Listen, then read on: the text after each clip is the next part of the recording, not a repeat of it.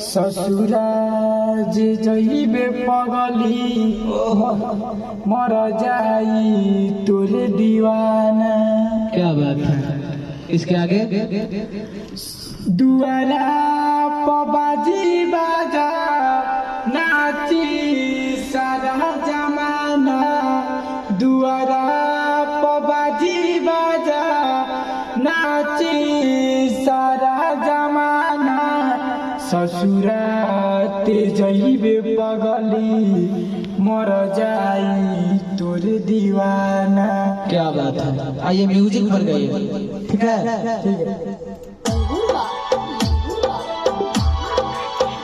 ससुराते जइबे पगली मर जाई तोरे दीवाना।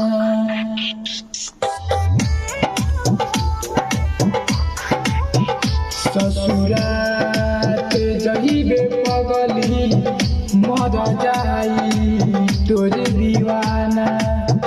ससुराते जइबे पगली मर जाई तोरे दीवाना। दुआरा पबाजी बाजा नाची सारा जमाना। दुआरा पबाजी बाजा नाची सारा जमाना। ससुराते जइबे पगली मर जाई तोरे दीवाना। ससुराते जइबे पगली मर जाई तोरे दीवाना।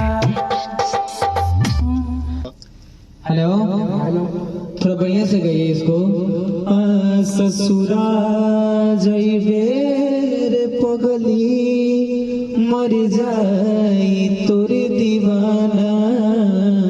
ससुरा जइबे रे पगली मर जाई तोरे दीवाना। बढ़िया से, ठीक बा, आइए इसको बढ़िया से, आइए।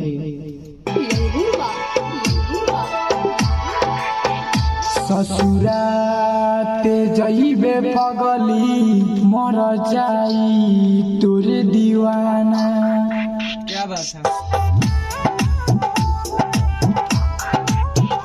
ससुराते जइबे पगली मर जाई तोरे दीवाना। ससुराते जइबे पगली मर जाई तोरे दीवाना। दुआरा पबाजी बाजा, आवाज का पता कि दुआरा पर बाजी बाजा नाची पूरा जमाना।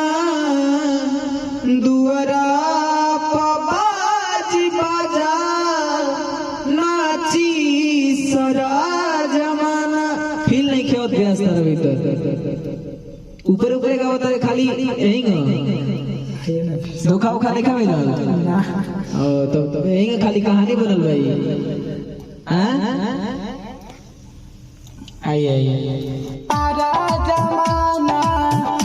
दुआरा पबाजी बाजा नाची सारा जमाना।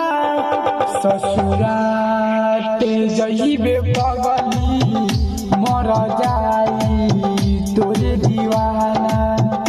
ससुराते जइबे पगली मर जाई तोरे दीवाना।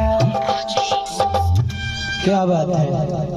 अंतरा याद बा जी गई तो अंतरा राइटर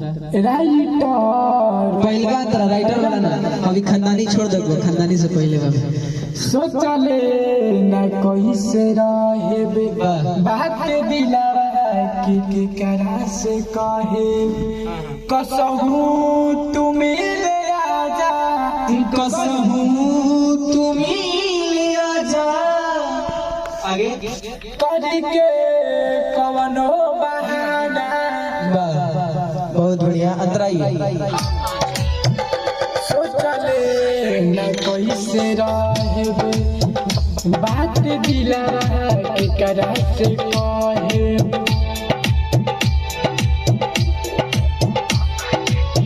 सोचले न कैसे रहे बात दिलावा के करा से कहे कसमू तू मिले आजा करी के कवनो बहाना कसमू तू मिले आजा करी के कवनो बहाना ससुरा ते जहिबे पगली मर जाई तोरी दीवाना ससुरा ते जहिबे पगली मर जाई तोरी दीवाना।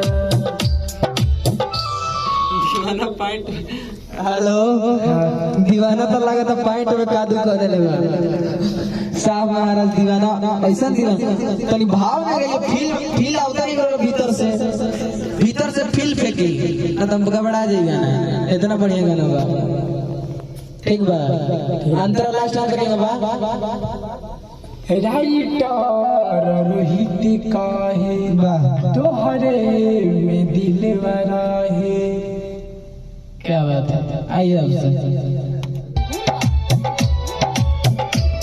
राइटर रोहित काहे तोहरे में दिलवा है क्या बात है